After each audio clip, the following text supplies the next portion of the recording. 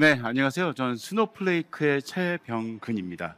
오늘 제가 발표할 주제는 이틀 동안 다양한 신기술들을 접하셨을 거예요. 그리고 기술이 빠르게 발전하고 있다는 것도 여러분이 느끼셨을 텐데, 제가 여기서 여러분들한테 제공드릴 수 있는 부분은 뭐냐라고 하면은 산업 전반의 데이터 가치, 활용, 극대화, 전략에 대한 부분들이 글로벌 기업들은 저희보다 한 걸음 더 앞서서 나가고 있습니다.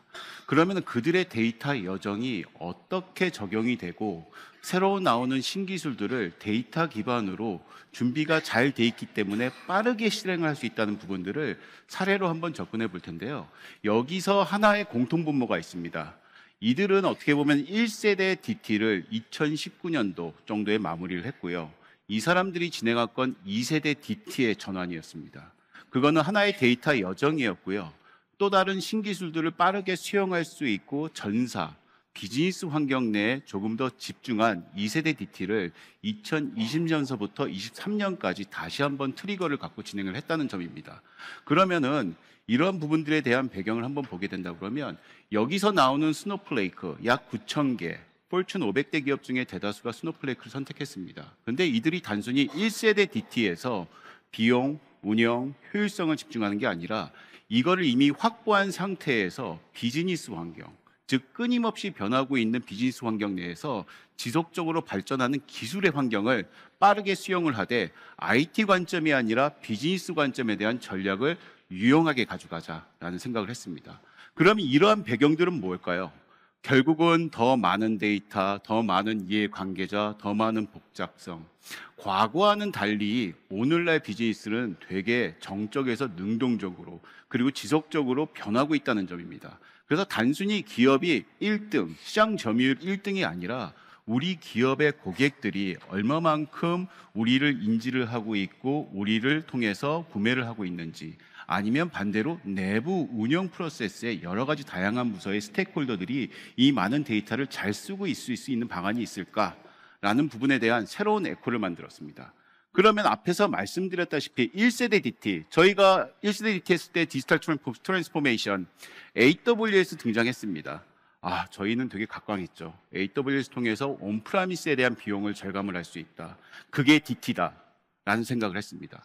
그래서 1세대 DT를 하셨던 글로벌 고객분들은 저희와 동일하게 온프라미스에서 클라우드 아니면 하이브리드 중심의 레거시 아키텍처를 혼용해서 쓰신다 보면 결국은 기존의 레거시 대비해서 비용 절감이라는 포인트에 집중했습니다.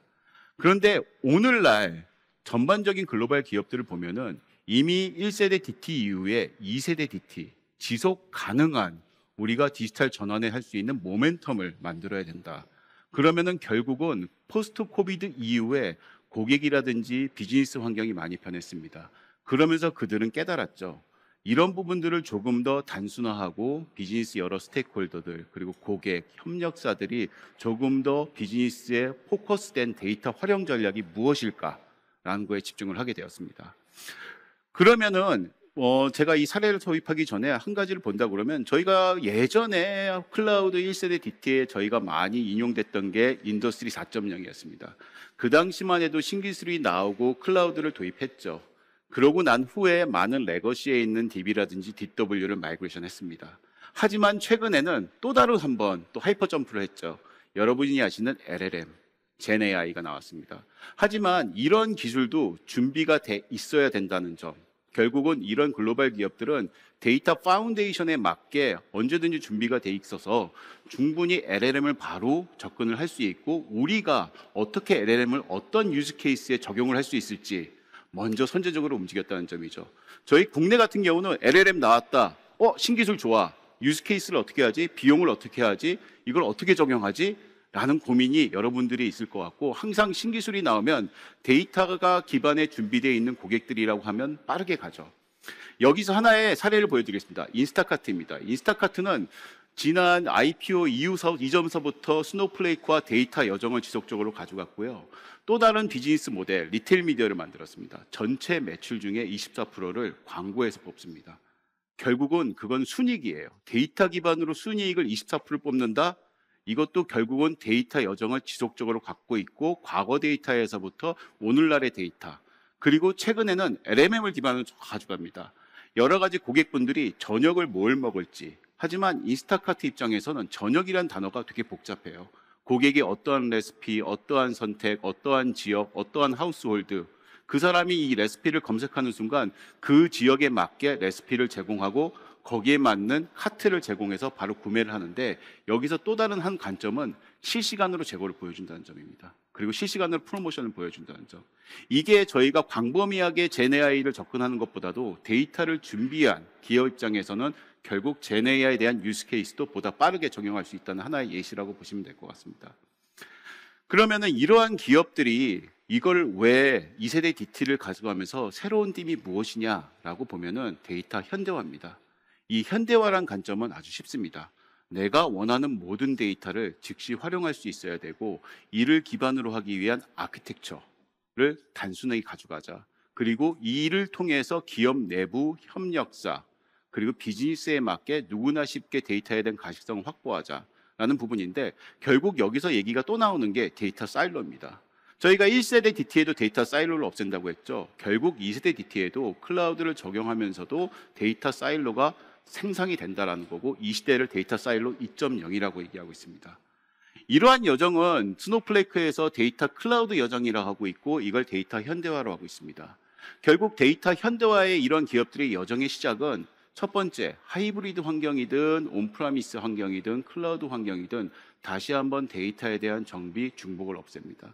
그리고 하나의 단일 플랫폼으로 가져간 상태에서 비즈니스 사일로를 없애는 작업, 그리고 또 하나는 데이터 민주화. 이건 예전에 저희가 민주화라는 얘기가 많이 나왔고, 민주화에 대한 정의를 찾으려고 노력했습니다. 하지만 아직도 국내 기업들이 데이터 민주화라는 용어를 되게 싫어하시는데, 저는 다시 한번 이 시대의 데이터 민주화라는 용어에 대한 정의를 우리가 단순히 비즈니스 관점 그리고 내부 스테이크홀더의 사일로 2.0을 없애고 다시 한번 민주화를 할 것이냐 라는 부분을 좀 얘기를 해야 될 것 같다는 생각이 들고요. 그 다음에는 데이터 허브라든지 데이터 메쉬, 그리고 또 다른 하나는 네트워크 효과입니다. 일반적으로 스노플레이크 고객분들은 경쟁사라도 데이터를 공유를 하세요. 리테일과 공유를 하고 협력사와 공유를 하고, 물리적으로 데이터 이동 없이 논리적으로 빠르게 실시간으로 데이터를 공유를 하면서 물류라든지 그리고 고객에 대한 부분, 그리고 내부 프로세스에 대한 부분도 효율적으로 접근을 하고 있습니다. 이러한 고객들은 이러한 여정을 갖고 데이터 현대화, 그리고 그들의 비즈니스의 목적에 맞는 현대의 관점에서 충분한 KPI와 ROI를 가져갔습니다. 그리고 또 다른 하나의 접근 방법은, 데이터 현대화라는 건 정해져 있는 포맷이 아닙니다.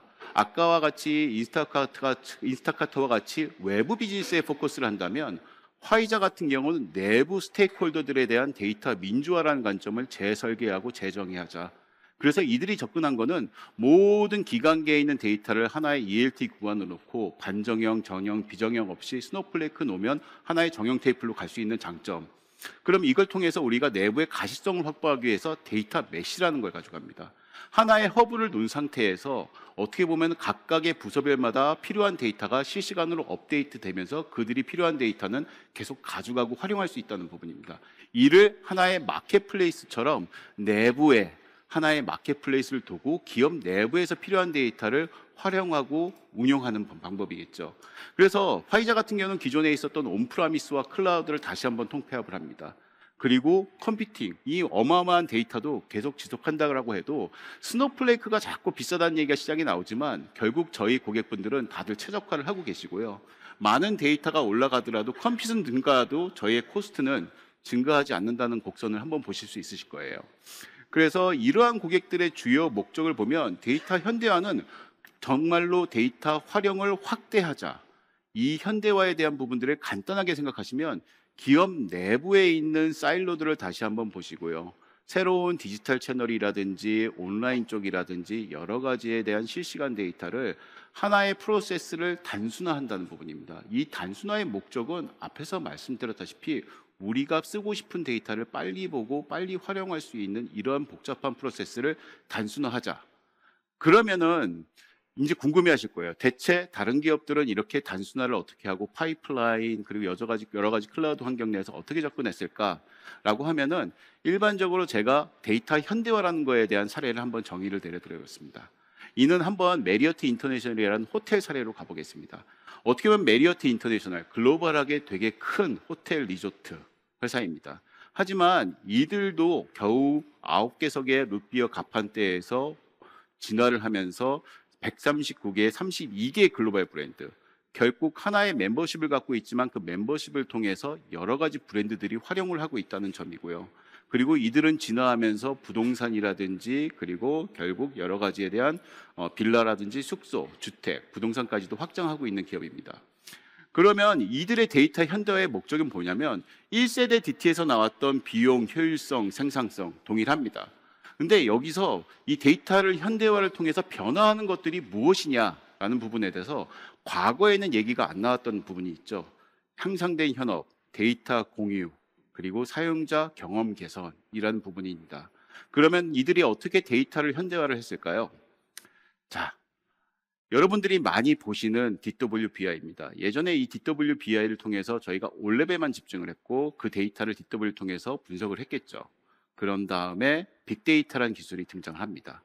빅데이터는 DW를 대체할 수 있고 모든 데이터를 모으면 마법의 상자처럼 다 해결될 거야. 하지만 이것도 결국 기업들이 대다수가 실패를 했죠. 그러고 난 다음에 클라우드 트랜스포메이션, AWS가 등장했습니다. 그러면은 IT적인 비용 절감을 한번 생각해 볼까? 클라우드로 AWS에서 이관을 하고 트랜스포메이션 했으면 이게 디지털 트랜스포메이션이야. 하지만 이들의 고민은 한 걸음 더 나아갑니다. 이 많은 여러 가지의 소스와 스택들을 운영하고 관리하고 전문가를 확보를 하더라도 결국 현업에서는 내가 쓰고 싶은 데이터는 어디 있는지 모르겠고 어떻게 활용할지 모르겠어. 그러면은 복잡한 기술을 하나로 스택을 단순화해보자 라고 하면서 이들은 스노플레이크를 도입을 했습니다. 그리고 기존의 AWS 환경 내에서 파이프라인을 재구성을 하고요. 실시간과 그리고 배치 여러 가지 형태로 이 아키텍처를 충분히 구현을 했는데 여기서 더 좋은 거는 백엔드 단에 다양한 협력사들이 이 데이터를 같이 공유합니다. 특히 에어라인, 익스피디아, 그리고 아고다 뭐 여러 가지 있겠죠. 카 렌탈 회사. 결국은 이들도 멤버십을 활용하고 고객에 대한 적극적인 서비스를 확대하려고 하면 결국 협력사에 있는 데이터를 통하고 협력사와 내 데이터를 공유를 하면서 윈윈 시츄에이션을 만들어가는 게 주요 목적이었다고 보시면 될 것 같습니다. 그러면 이런 데이터 현대화에서 제일 먼저 고민하시는 부분들이 결국 마이그레이션이실 거예요. 대다수의 국내 고객분들도 아직까지 클라우드로 100% 가신 고객들도 있지만 아직까지도 내부의 하이브리드 형태로 클라우드와 온프라미스를 구현하고 계실 겁니다. 이거는 하나의 데이터 마이그레이션인데 차세대 아키텍처에서 여기에 고민은 뭐였냐면 여러분들이 많이 아시는 554의 어플라이언스가 두 통이 있었습니다. 그리고 오라클 중심인데 중앙에 보면 EDW가 있고 어떻게 보면 디스커버리 영역이 있습니다. 결국은 EDW에서도 데이터를 갖고 있지만 비즈니스 에리어에 마트를 만들면서 다시 한번 554의 마트를 구성하게 됐죠. 여기서 포인트는 뭘까요? 결국은 데이터가 중복입니다. 그리고 고가의 장비와 고가의 라이센스를 쓰셔야 돼요. 그리고 세 번째, 현업분들은 로우를 데이터를 바라보고 원초적으로 다시 한번 매핑을 하고 싸우고 싶어도 이미 구현되어 있는 마트 내에서는 확대가 안 됩니다. 이런 부분을 깨기 위해서 DW에 대한 사상을 하나의 데이터 허브 형태로 여러 가지를 고민합니다. 결국은 EDW에 대한 재구성이라든지 엔터프라이즈 데이터 헙, 결국 메시 형태로 필요한 데이터들을 가져가면서 그들도 충분히 다시 데이터를 디스커버할 수 있는 공간이랄지 MDM, 그리고 카탈로그 퀄리티, 그리고 이걸 갖고 분석을 할 수 있는 워크벤치를 먼저 구현하는데 결국 이들도 어떻게 보면 인프라를 단순화했습니다. 결국은 하나의 ETL 구간과 그리고 ODS 구간을 하나의 EDW 그리고 데이터 레이크 웨어하우스라고 합니다. 데이터 레이크도 되지만 웨어하우스, DW에 대한 역할을 같이 수행을 할 수 있고 이를 통해서 마이그레이션 기간은 정말 빠릅니다. 스노플레이크가 5사의 손잡벌 되는 제품이에요. 그래서 오라클을 기존에 쓰시는 분들은 신텍스를 거의 유사하게 쓸 수 있다는 장점에 이 고객들도 그걸 바인을 했고요. 기존에 있었던 스토어드 프로시저, 오라클 힘드시잖아요. 그것도 스노플레이크가 바로 빠르게 마이그레이션 할 수 있다는 장점을 이용해서 ROI라든지 그리고 여러 가지에 대한 비즈니스 혜택, 비용 절감을 가져갔습니다. 그러면 일반적인 온프라미스 데이터를 마이그레이션 하고 난 후에 스노플레이크는 그냥 DW 용도로만 쓰는 거고 데이터 레이크에서만 쓰는 거 아니야? 아닙니다. 스노플레이크는 그런 아키텍처, 고객이 원하는 아키텍처를 모두 수용합니다. 그래서 저희가 지향하는 건 플랫폼입니다. 이들을 어떻게 보면 마케팅 관점에서 쓸 수 있는 부분들도 있는데요. 결국 마케팅 관점에서 저희가 패스마트를 보겠습니다. 패스마트는 어떻게 보면 이마트이지만 애완동물을 위한 이마트라고 보시면 됩니다. 미국의 최대 애완동물 오프라인, 온라인을 갖고 있고요. 이들의 회원의 멤버십은 지속적인 5년 동안 뉴스위크에서 멤버십에 대한 상을 계속 받고 우수하게 관리를 잘하고 있고 고객에 대한 충성도를 가져가고 있다. 그런데 이들이 얘기하는 고객에 대한 유닉 여정이 있습니다. 결국 최병근이라는 사람에 대한 CRM이 있을 거고요. 최병근이 산 강아지, 물고기, 거북이. 그러면 하나의 CRM 밑에 각각의 동물들, 애완동물에 대한 CRM이 하나의 하우스홀드에 붙는다라고 하면 결국은 이 사람들은 이 고객도 보겠지만 이 사람들이 갖고 있는 애완동물의 성향까지 바라봐야 되는 CRM입니다. 그렇겠죠. 그럼 복잡한데 결국은 이들은 마케팅 개인화, 분석 환경을 고도화를 했고 특히 멤버십에 대해서 이러한 CRM과 데이터를 기반으로 고객이 뭘 필요한지, 어떤 조건이 필요한지, 이 애완동물이 정말 수의사를 만나야 될지, 아니면 이 시점에서 정말로 애완동물에 대한 케어가 필요하고 새로운 뭐 비건 사료가 나왔다든지라는 걸 포인트를 활용할 수 있게 극대화를 가져갑니다. 특히 애완동물 고객분들은 애완동물에 대한 로열티가 높으세요. 그래서 그런 부분들을 최대한 역이용을 했다라고 보시면 될 것 같습니다. 그런데 이들의 관점은 조금 틀렸습니다. 여러분들이 하시는 일반적인 CDP라든지 캠페인을 보시면 온프라미스의 캠페인 시스템이 있고 결국 CRM이 있고 캠페인 A/B 테스트를 하기 위해서 또 캠페인 시스템에다 또 DB로 옮기시죠. 그런데 결국은 이거는 어떻게 보면 룰 베이스, 시나리오 베이스라고 하더라도 다양한 채널에서 캠페인이 들어갈 때 우리가 ROI, 마케팅의 캠페인에 대한 ROI가 있을까? 라는 고민을 하세요. 근데 최근에 글로벌 기업들이 이 용어를 많이 씁니다. 리버스 ETL. 캠페인에 대한 DB를 스노플레이크로 놓고 결국 세그멘테이션 CRM이 캠페인 이후에 세그가 바로 바뀝니다. 여기에서 포인트는 현업분들은 SQL 엔지니어가 아니세요. 이 사람들은 세그가 빨리 가는 거고 어떤 채널에 우리가 마케팅의 효과가 제일 좋을지를 보는 분들이십니다. 그렇게 되면 마케팅 채널별마다 본인들이 가져가야 되는 전략이 보이고 우리의 세그멘테이션이 어떻게 변하겠다라는 부분들을 이해하실 수 있는 부분이고요. 근데 여기서 패스마트는 한 걸음 나갔습니다. 허브의 형태로 데이터를 파이자 같이 데이터를 모아봤더니 HR, IT, 오퍼레이셔널, 마케팅 이러한 데이터셋들을 서로 내부에서 더 잘 활용할 수 있겠다라는 부분으로 생각을 하고 데이터 메시라는 관점에서 하나의 내부에 있는 데이터를 상품화를 합니다. 이 상품화된 데이터를 서로들 부서들 간에 크로스하게 쓸 수 있는 하나의 분석 환경, 어떻게 보면 데이터의 상품, 셋을 더 확대하는 부분이라고 보시면 될 것 같고요. 이러한 부분을 통해서 결국 캠페인도 있지만 전반적인 비즈니스 ROI 관점에선 되게 다양한 부분이 있고 이러한 부분들은 저희 고객이 직접 발표한 건데 3year 임팩트와 코스트를 보시면 되게 놀라운 수치가 나온다. 결국 스노플레이크를 도입해서 얻는 더 많은 비즈니스 혜택이 금액적으로도 높다라는 부분입니다. 그러면은 저희가 마이그레이션을 했고 고도화를 했으면 일반적으로 비즈니스 ROI를 보시겠죠. 과거 1세대 DT 하면서 우리 디지털 트랜스포메이션 하고 난 다음에 ROI가 뭐야? 대체 어떻게 우리가 이런 DT에 대한 플랫폼이라든지 데이터에 대한 혜택을 받을 수 있어? 라는 부분이고요. 이거는 어떻게 보면 필립 모리스의 데이터 메시 사례입니다. 이들도 결국은 디지털과 D2C 그리고 공장, 재고, 오퍼레이션, 파이낸스, HR 이 많은 데이터가 분산돼 있었고 이 분산된 데이터를 비즈니스로 효율적으로 접근하기 위해선 우리가 다시 한번 플랫폼에 대한 관점을 다시 가져가야겠다라고 생각을 하고요. 이 프로젝트를 데이터 오션이라는 프로젝트를 가져갑니다. 과거의 빅데이터 시절과 저희가 동의를 할 수도 있으세요. 포탈을 만들고 누구나 쉽게.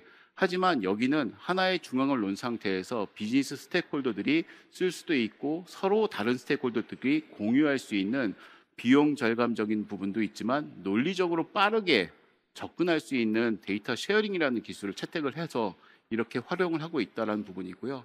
이를 통해서 여러 가지 ROI를 저희가 겪었고 이 아키텍처는 AWS 환경 내에서 기존에 있던 인프라를 스노플레이크를 도입함으로써 다양한 혜택을 가져갈 수 있는 부분들이 있습니다. 결국 AWS 환경 내에서는 저희는 되게 원활하게 잘 돌아가는 플랫폼이라고 보시면 될 것 같고요. 전략적으로 파트너십이 충분히 강화가 돼 있기 때문에 이러한 고객들의 유사한 아키텍처들이 많이 적용되고 있다고 보시면 될 것 같습니다.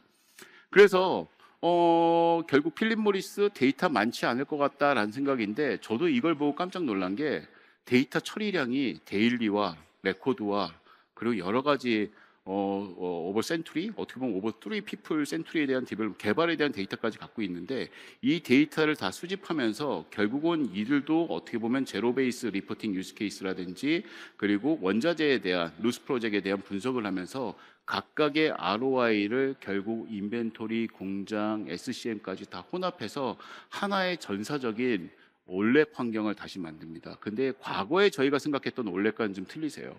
정말로 디테일하게 태블로를 이쁘게 꾸민다는 게 아니라 비즈니스 현업들이 볼 수 있는 그런 대시보드가 나옵니다. 그래서 제가 최근에 일본과 여러 가지 유럽 사례, 네슬레까지도 보는데, 대시보드 형태의 우리나라의 사람분들은 임원분들을 위해 이쁜 색깔, 이게 아니라 현업분들이 잘 쓸 수 있는 그리드 형태라든지 이미지라보다도 빠르게 쉽게 판단할 수 있는 그런 리포트로 많이 전환이 되고 있다라는 부분이고요. 또 다른 하나의 사례는 비즈니스 ROI를 본다고 하면 세인스버리입니다. 세인스버리는 영국 최대 어떻게 보면 리테일 업체입니다. 그런데 이들도 국내 신세계와 이마트, 현대와 같이 그룹사들이 있습니다.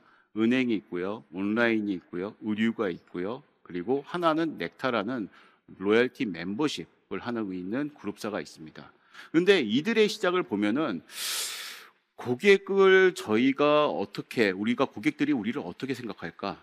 라는 시작의 포인트입니다. 그런데 우리가 고객을 정말로 잘 알고 있는데 그들의 요구를 충분히 수용하고 있다라고 생각했지만, 정작 고객들이 우리를 어떻게 생각하고 있을까라는 관점에서 결국 분산되어 있는 모든 데이터를 그룹사를 하나 통폐를 합니다. 여기에서 오사도 있고, 오사 DW, T사 DW, 그리고 여러 가지에 대한 MySQL 뭐 등등의 DB를 하나로 가져간 상태에서 전반적으로 그룹사와 그리고 전사 관점에서 데이터를 바라볼 수 있는 시스템을 하나 만든 게 세인스버리의 어스파이어 에코시스템입니다.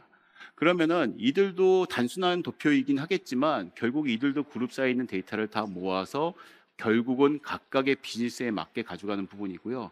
이들도 단순히 이런 마이그레이션 이후에 끝나는 게 아닙니다. 아직까지도 스노플레이크의 다양한 워크로드를 통해서 LLM 플러스 다양한 보안 영역까지도 되게 유스 케이스를 계속 진화를 하고 있다는 부분이고, 멈추지 않고 매년 새롭게 새로운 기술들, 데이터, 현업들에 대한 요구사항을 반영해서 확대하고 있다는 부분입니다. 당연히 그들도 ROI를 보시겠죠. 근데 플랫폼을 구축 이후에 결국은 모든 과제들은 비즈니스 관점에서 나온다는 부분입니다. 그래서 이것도 결국은 세인스버리가 NRF에서 발표한 내용 중에 하나이고, 디테일한 내용은 나중에 뭐 요구하시면 공유할 수 있겠는데, 결국은 마케팅, 파이낸스, BI, 올랩, 웨어하우스, 세일즈, 이코노믹, 그리고 포인트에 대한 고객 부분들, 이런 부분들에 대한 재고까지 각각의 ROI를 놓은 상태에서 효과적인 지표를 확보했다라고 보시면 됩니다. 그리고 또 하나의 부분은 결국 비즈니스 ROI 관점에서 저희가 AI, ML을 빼놓을 수는 없겠죠. 그래서 스테이트 스트리트라는 업체가 되게 생소하실 수 있으실 거예요. 그런데 스테이트 스트리트는 폴춘 500대, 약 한 320대, 제 기억이 맞다면 아마 금융 포트폴리오 매니지먼트 회사입니다. 그들은 어떻게 보면 알파라는 플랫폼을 만들었어요.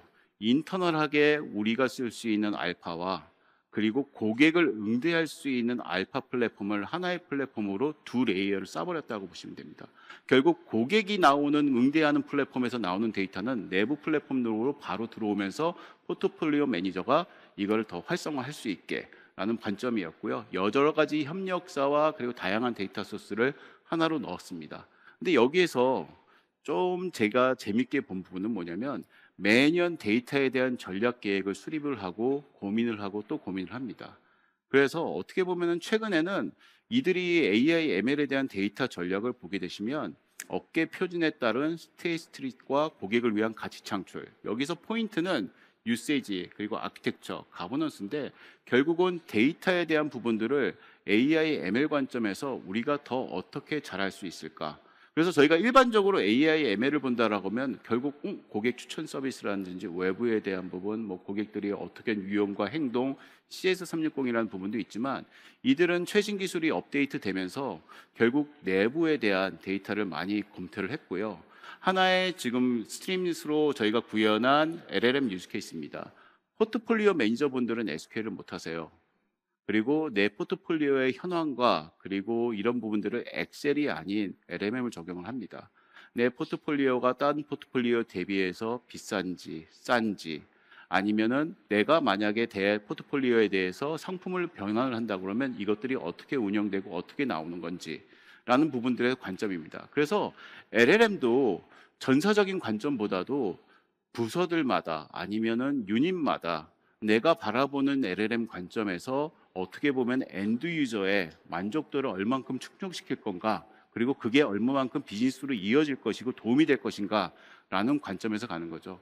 LLM도 결국은 우리나라가 자음 모음이 있기 때문에 토큰을 잘못 건들기 시작하면 어떻게 보면 모든 전사의 인플로이드마다 600불, 뭐 600만 원, 700만 원, 그러면 거기에 대한 우리의 ROI가 뭘까라고 하면 저도 이 기술이 결국은 이렇게 다운사이징 돼서 접근되지 않을까라는 개인적인 생각을 하고 있습니다.